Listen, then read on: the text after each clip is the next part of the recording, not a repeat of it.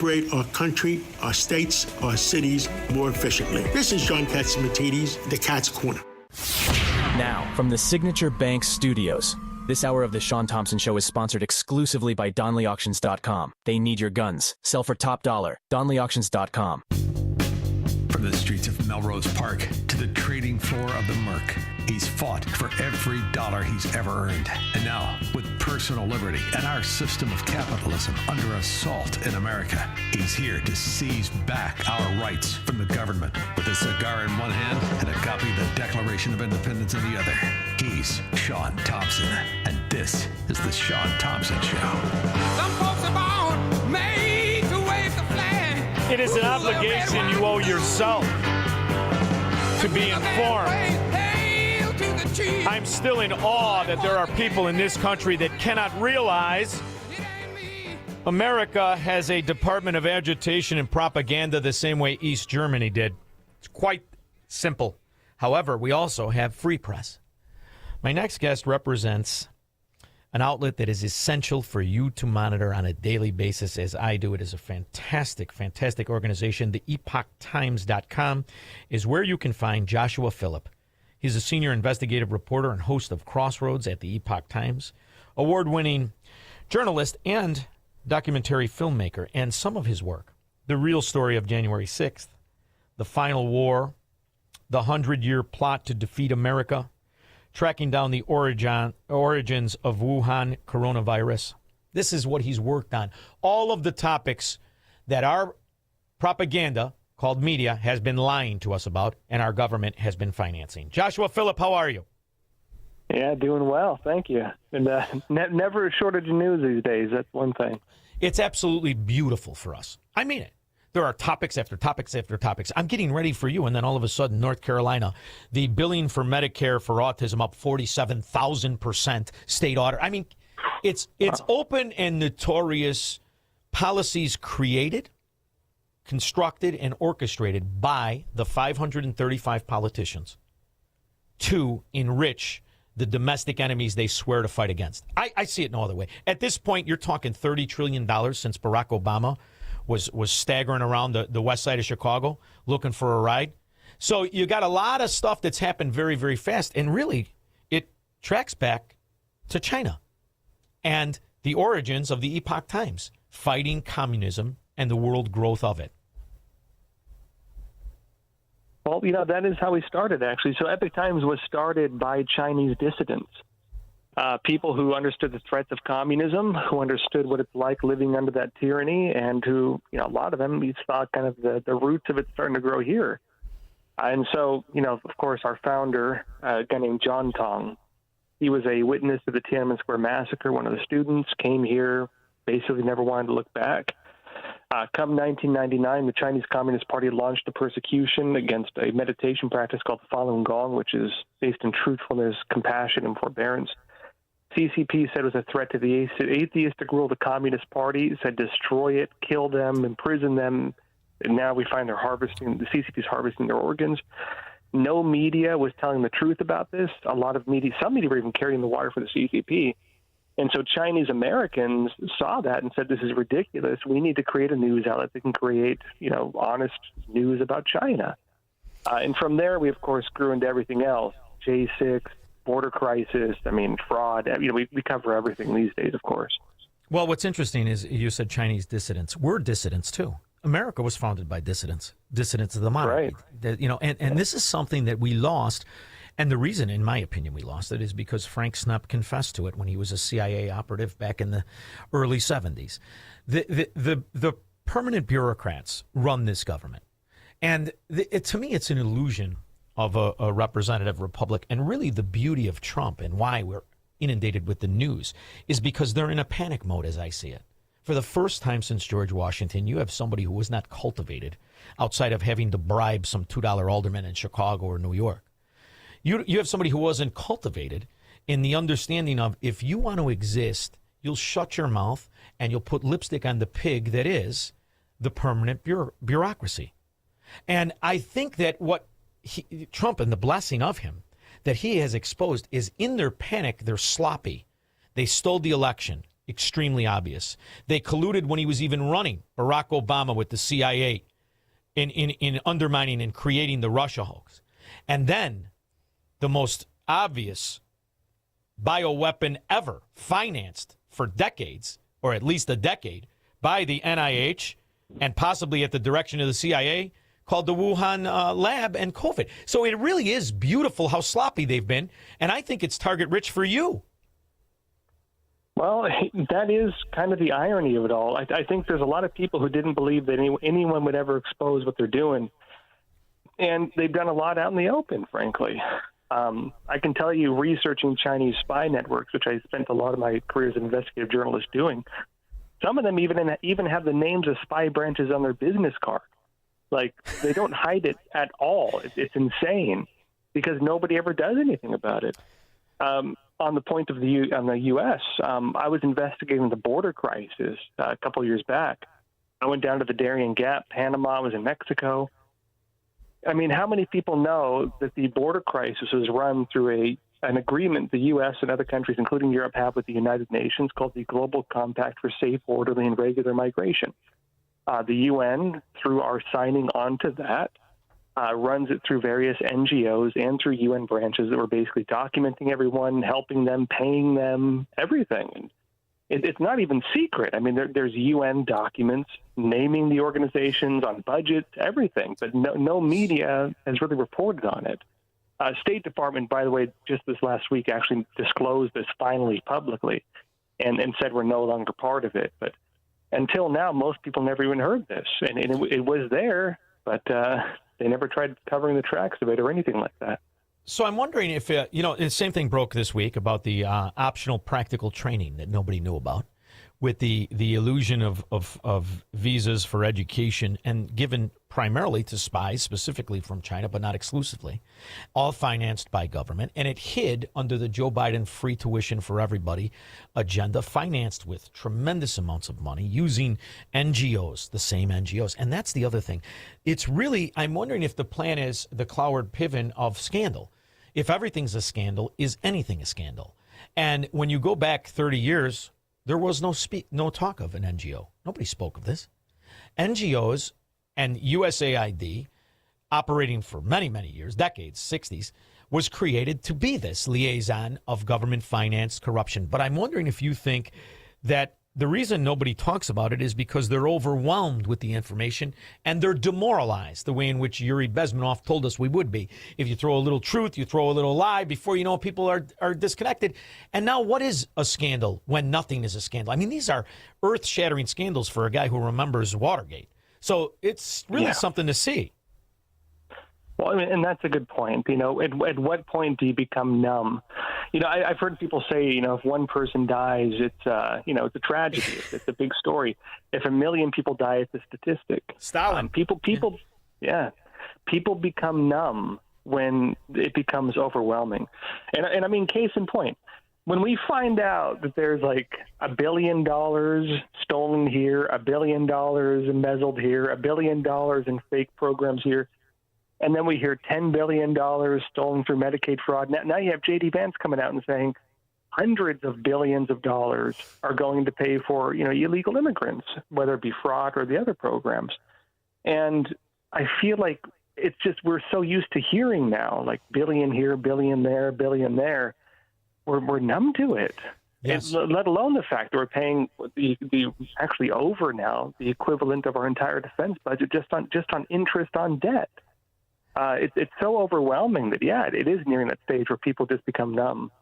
Well, and you forget $1 billion, Joshua, and you know this, but $1 billion is 1,000 million dollars. Yet, the same people who orchestrate the billions and billions to be stolen tell you as an individual, if you make $1 million, you're bad. And, it's a fascinating psychological trick to get somebody to hate the principles of their country. And I think you do it exactly the way it's being done. You demoralize them while you strip them of the opportunity to be wealthy themselves. And just think about it. What does an NGO pay in taxes? Does anybody know? They don't pay any taxes. Nothing. They pay nothing. There are no taxes. There are no IRS liens against the operators of the NGOs who make hundreds of thousands, if not millions of dollars a year. And here me and you are. You get your check on Friday. We got 50% gone. If you're really good at making money, you got 50% gone in the air. 30% if you're okay at making money. 40% if you're on your way. And you never get to the point where you can be wealthy. And yet we talk about $1,000 million like it's slippage. And that's the misinformation campaign that allows a great country built on the idea that they represent us, don't rule us. And before you know it, you're harmless. What can we do? What can we do? And I think that people miss, too, there are some arrests being made. There was an arrest in Pittsburgh. There's an arrest in New York. There's an arrest in California where the sitting mayor pled guilty to being an asset to the Chinese Communist Party. This is earth-shattering news, isn't it? It should have been the biggest story in the country. That's another thing, though. I mean, I feel like there's so many big stories now that we're also kind of becoming numb to it. One right alongside that, actually, that was the mayor of Arcadia. I believe it was Eileen Wong. Yeah, pled guilty to being effectively a spy of the Chinese Communist Party. She had built a website to run propaganda for the CCP, and she was denying there were human rights abuses in China. I mean, crazy stuff like that. Yeah. Right alongside that, one of the guys who was running in Chinese National or Chinese American, based out of New York, was running one of these secret Chinese police stations. He just got found guilty, actually, for running that. And that should have been one of the biggest stories in the U.S. China has police stations in America. It was. I believe you guys broke it, if I'm not mistaken. I know you ran with it. I know it was a story on Epoch Times, but that was a big story in California. And I would never correct you, Joshua, and I don't mean to, but I never forget a Wang. Her name is Wang. And the reason I know that is it's similar to Fang Fang, who was stooping a congressman. I mean, it's almost surreal. And, you know, in Chicago in the 80s, they have this short in the pants Irish mafia run by the Daley family at the time. And you would see these Chinese. I used to work at the Mercantile Exchange, which was a capital of industry, or capitalism, you know, and they would bring the diplomats down, and you get to meet everybody. And then all of a sudden you'd see these dailies, and I couldn't stand the dailies. And you would see all these Chinese. Oh, what are they here for? They're investors. Well, communism is going to invest in America? How does that work? And what it really does is it cultivates the old-fashioned Chicago Democrat mafia pay-to-play scheme, and you turn gangsters into traders. And they've been operating this for 40 years. So you see how successful they've been when you can normalize a Chinese spy who looks like a rake, by the way. And I like some Chinese women, but that one is particularly ugly. And she was stooping the congressman, and he was reelected 3 times after it. So there's not enough people reading the Epoch Times. What do you suggest we do? Should we airdrop it? Read the Epoch Times. Yeah, and yeah, to the point, too, the secret Chinese police stations. I've been covering the networks they run through since 2008. In fact, some of the first government reports, it's called the United Front. Some of the first government reports on it were based on my articles pretty heavily. So the way the secret Chinese police stations work is they run through the United Front networks. Jamestown Foundation just said there's at least 1,000 United Front networks of the CCP institutions in the United States alone. 1,000. And the secret. 1,000. And the secret police stations, they're run by the Ministry of Public Security as like an actual policing program on American soil. It's fascinating to think that isn't the lead on every news every night. But the other thing, too, Joshua, that I find fascinating is, what was it in the 90s in California when they ran what would be a scandal, or was at the time, the birthing motels and the birthing complexes. So you're talking estimates. I'm in the middle or towards the end of the Peter Schweitzer book. There could be 1.4 million Chinese communists who were born in America, each one of them entitled to our Social Security, each one of them entitled to our social benefits. In fact, this whole problem with China's economy, it might be that they could just put 1 million people on a plane, have them come here and start to claim our benefits, couldn't it? Couldn't that be the case? Absolutely. Yeah. So, Peter Schweizer did a great book on that, talking about how, I mean, they used to do a lot of those out of California. I remember some of the birth hotels they had, and they work as kind of like romantic getaways where you go have your kid and there's aftercare, and, they're in California, actually. Yes. The one that Peter Schweizer warned about was out of Saipan, closer to China and American territory out there. Chinese coming in there, they have a full service for it, have their kids go back, the kid's an American citizen, and yeah, like you said, they can collect benefits, welfare, everything. They can vote in our elections, everything. I'll actually tell you something even crazier, though. Did you know that if a Chinese national, not even a citizen, or anybody, an Indian national, anybody, Chinese national, though, if they buy a house in the United States, and a lot of them are doing it because they're trying to get their money out of China, they're counted on the census? I knew it was possible, but here's what I know about it. I'm actually a real estate broker practicing, but I do it in Florida. Hey, look at that. Yeah, and look at that. 4 years ago, in the middle of COVID, Ron DeSantis and the Republicans in Florida, led by the state house at the time, is led by a guy who's now running, named Paul. I can't think of his last name. Tenor, I think, right? I had him on my show. Renner, Paul Renner. And they passed it real quick, and Chinese nationals, and I don't know how they did it, cannot buy real estate in Florida without a thorough investigation of the city and county and the state to make sure that they are not fronts for the Chinese Communist Party. It's like the only state that did it. And it's a fascinating thing because it went by, just like you say, real quiet. And that's why so many of them bought those investments I'm speaking of in the 80s. Most of them are buildings where they can sell individual condos to individual Chinese. And there you got the perfect scheme. You don't even have to really do anything other than record the title. You could quick claim deed a condo. And ta-da, you're a property owner, aren't you? And there you go. Yeah, it's simple, huh? You know, it's actually shocking that we're finding out the degree of scams that are being run. And actually, on the point of real estate, you know, people are probably wondering about farmland and such like that, too. You know, it's interesting how Congress is trying to crack down on that on a broader scale. I mean, Florida's doing great on their end, but, you know, for the rest of the country, it's still pretty rough. Congress is trying to make it so that all the Chinese, you know, purchases of farmland have to be cleared. And what's fascinating is the subsidies attached to farmland. So they say, well, the Chinese are buying farmland. They must have nefarious plans for our food. No. They buy farmland to become multimillionaires. All they have to do is own it. And you get a tremendous amount of subsidies. You're paid not to improve it. You're paid not to plant. So once again, we're hoisted by our own policies, and they're sold in the form of generosity to the farmers. Well, Chinese communists aren't farmers. They don't plan to be. They just plan on a financial crime on American policy. And, you know, it's fascinating when you talk about immigration. 8 pathways. 2 have to do with birth or relatives. So the Chinese already have those 2. 6 have to do with a variety of different ways that the Chinese have mastered through property transfers, renting, birthing hotels. And all these politicians, you could go back throughout time, we need comprehensive immigration reform. We don't need any of that. We need strict rules and strict enforcement. That's what we need, isn't it?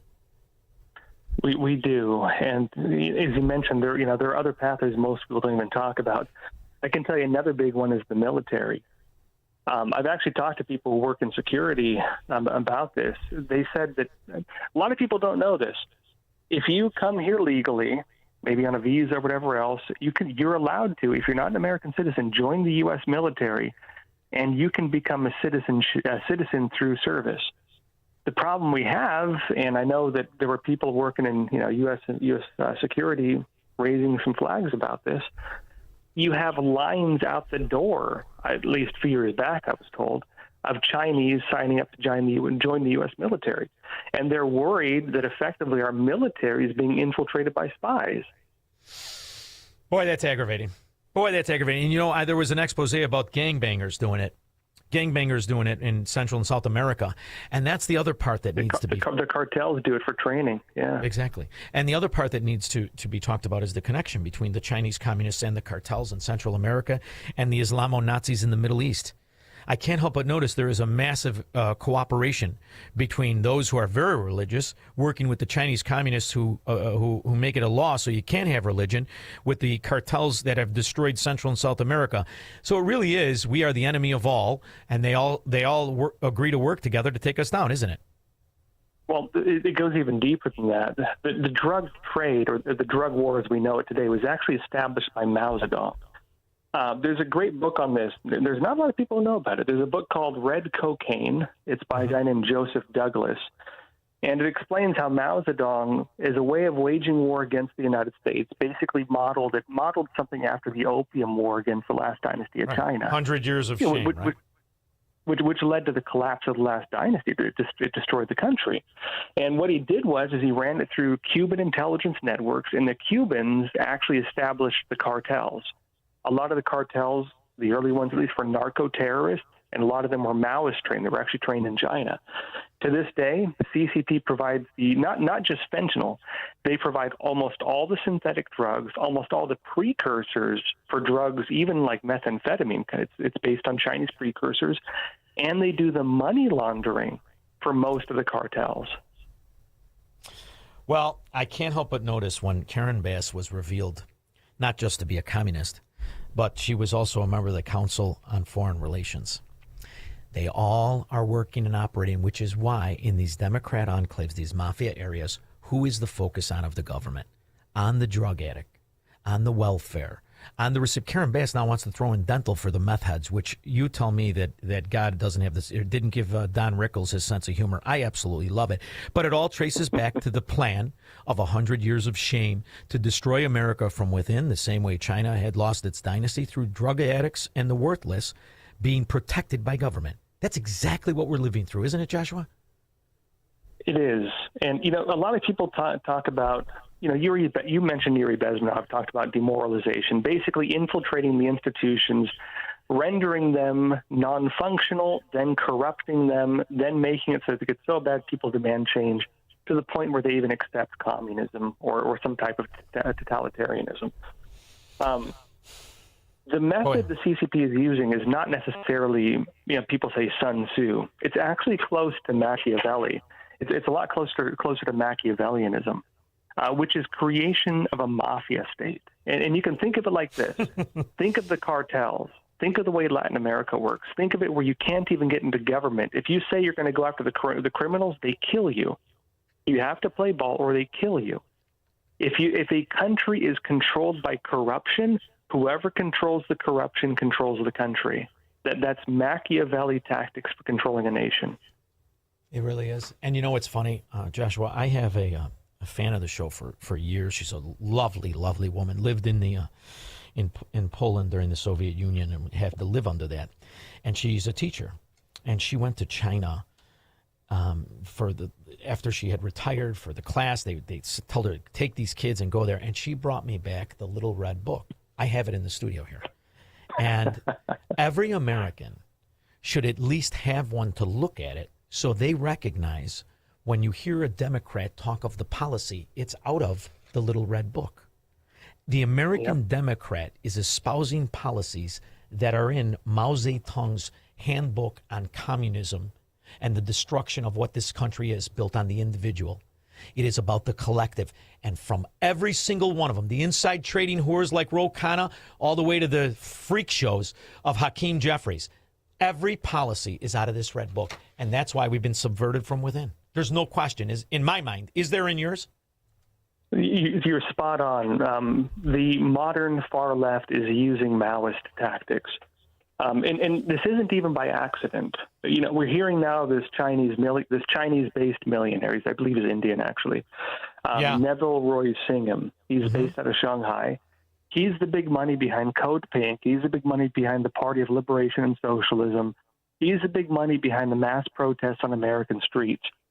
There's another organization that nobody's really talking about yet, but they're actually one of the larger grassroots organizations and one of the more politically active, also with ties to China.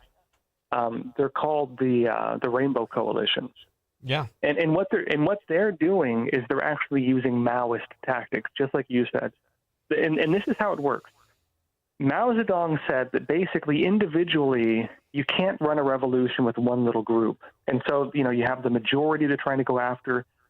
He talked about basically joining together the quote-unquote minorities in order to create a majority that can then be used as a tool for the revolution. And if you look at the identity politics, the race politics, everything, that's what they're doing. They're trying to unite different smaller camps and then growing them through, mass illegal immigration, other tactics, in order to create unified narratives that join these people into kind of a revolutionary mindset. It's basically, like you said, it's a pure Maoist tactic. It's exactly what they're doing.